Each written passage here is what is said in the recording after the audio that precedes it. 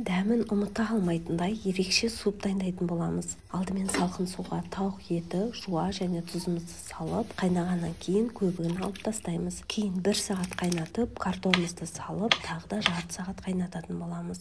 Қызып тұрған табада шампиньондарымызды тұз, бұрыш салып, жақсылап қызартып қуырып аламыз. Жарты сағаттан кейін піскен тауық еттерін, картофелімізді түсіріп аламыз, жуасын алып тастаймыз.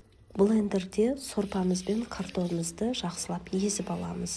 Кейін аз ғана сорпамызға плавленый сырымызды салып, езіп дайындап қоямыз.